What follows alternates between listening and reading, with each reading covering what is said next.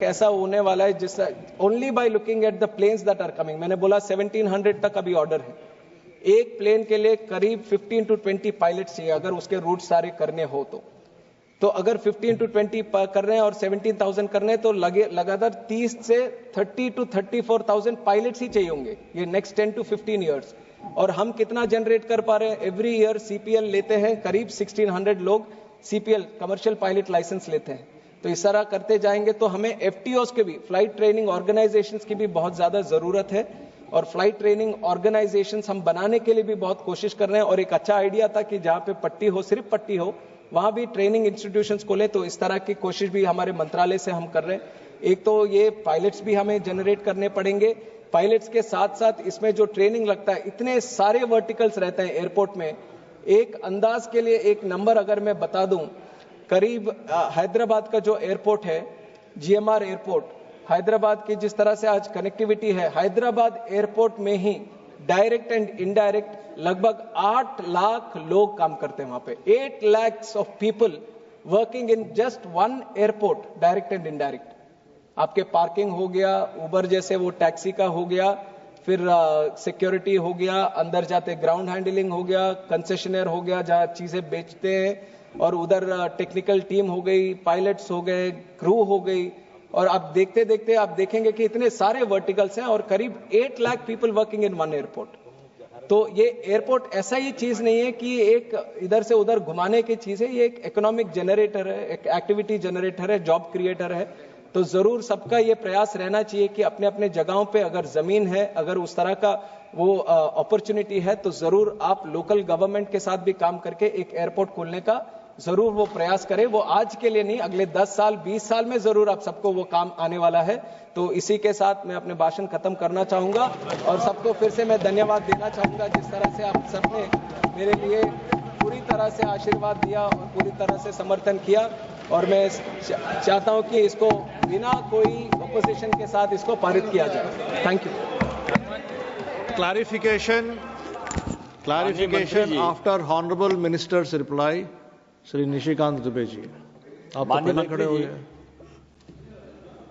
आपने अभी कहा कि 1700 एयरक्राफ्ट अलग अलग कंपनियों ने ऑर्डर किए हैं, वो आने वाले।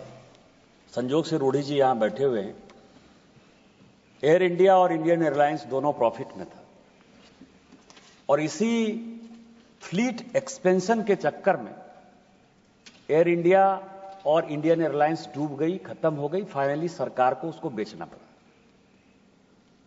मेरा सभापति महोदय आपके माध्यम से मंत्री जी से यह प्रश्न है कि जिन लोगों ने फ्लीट एक्सपेंशन के लिए हवाई जहाज के ऑर्डर दिए हैं और इस बिल के बाद जो लीजिंग बिजनेस में उनको फायदा होने वाला है, क्या उनके पास इतना पैसा है?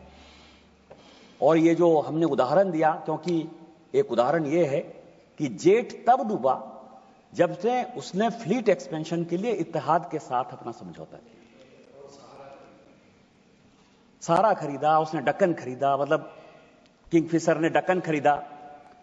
तो ये जो फ्लीट एक्सपेंशन का जो चक्कर है, इसमें हम एयर इंडिया और इंडिगो से भी हाथ धो लेंगे या आकाशा से हाथ धो लेंगे।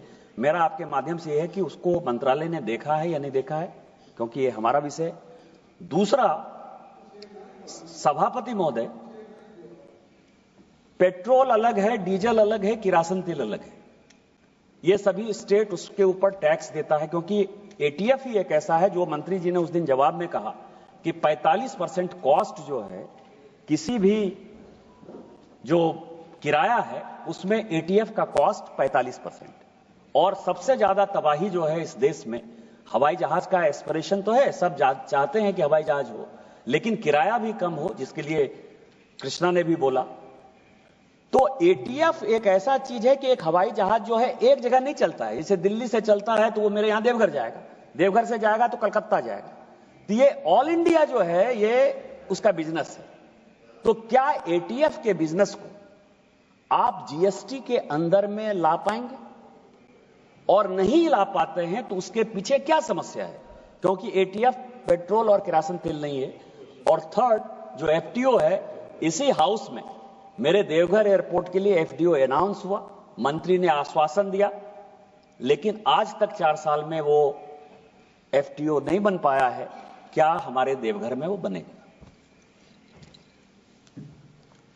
2-3 विषय है। एक तो जो है कि क्या पैसा है एयरलाइंस के पास इसको लेने के लिए, सब ये अलग तरीका का एक लीजिंग मॉडल भी बना है अब, SLB, sale and lease back model, और ये इंडिगो काफी अच्छी तरह इसको करता है। इंडिगो जब 100 प्लेन अगर एक साथ ऑर्डर कर ले, 200 प्लेन ऑर्डर कर ले, तो मैं बस एग्जाम्पल के लिए बोल रहा हूँ, एक प्लेन अगर 100 रुपए का मिलता हो, तो अगर 100 प्लेन आप साथ में लेते हैं तो एयर बनाने वाला भी बोलता है चलो आप एक साथ ले रहे हैं तो डिस्काउंट ले लीजिए। हो सकता है उनको 50% भी डिस्काउंट मिल जाए, जो 100 का प्लेन था 50 में मिल रहा है, वो 50 पे प्लेन ले लेता है वापस, और 100 प्लेन जो है वो 50 पे ले रहा है। अब जो 10,000 होना था वो अभी 5,000 ही है, और ये 5,000 ये प्लेन इनका खर्चा हुआ, और ये 100 प्लेन आगे वही सेल कर देता है। और ये अब सेल करता है क्योंकि वो अगर कोई बंदा सीधा जाके ले तो उसको 100 में मिलता है, पर इनको मिला 50 में। पर ये जब सेल करेंगे तो 70 पे कर सकता है, 80 पे कर सकता है। तो इनको already just in this transaction 20 या 30 रुपए का इनका ऑलरेडी ये प्रॉफिट हो गया। तो ये SLB मॉडल भी आजकल चलने लगा है, जिससे कि ऐसा है कि ये जो फाइनेंसिंग है पैसे की, अगर दूसरी तरह अगर रखें, उनके पास है कि नहीं, पर इनका एक प्रॉफिटेबल मॉडल बन गया लीजिंग के तहत। उसी लीजिंग को हम बढ़ावा दे रहे हैं, तो जरूर उनके पास वो क्षमता होगी कि आगे जाते हुए वो करें। और दूसरी चीज हमारे बिल में भी हमने रखा है कि DGCA एक रजिस्ट्री जैसा रहेगा, जो लीजिंग के पर्पज में जो भी क्रेडिटर हो या डेबिटर हो, तो उसका पूरा इंफॉर्मेशन, कौन सा एयरलाइन किस लेसर के साथ, वो चाहे अंतरराष्ट्रीय स्तर पर भी हो, तो किसके साथ वो एग्रीमेंट किया है, कितने प्लेन लेकर आए और कितने ड्यूज हर एयरक्राफ्ट पे है, ये रेगुलर टाइम पे DGCA उसका ख्याल रखेगा। तो जैसे अगर कुछ any bad thing happening, तो definitely DGCA will come to know before itself, so that we can take appropriate action.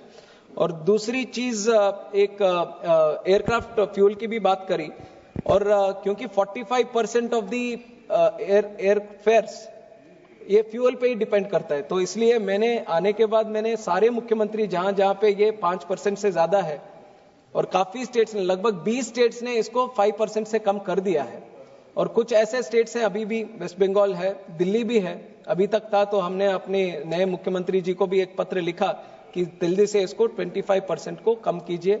और 1% से ऐसा होता है कि सारे एयरलाइंस और कनेक्टिविटी देने के लिए वहां पे उत्साहित होते हैं, तो जरूर ये कोशिश हमने की।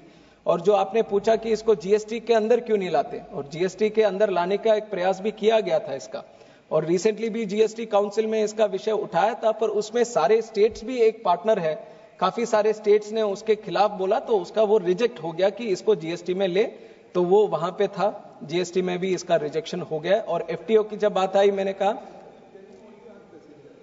yes, and regarding the FTOs, we definitely, like I said, we need more FTOs in the country. We are opening up all the airports, and definitely we will look into the Devgarh airport also. हर जगह पे जो भी आएंगे वो सब FTOs का हर जगह पे हम कोशिश करेंगे कि जितना हो सके उतना ज्यादा FTOs लेके आए।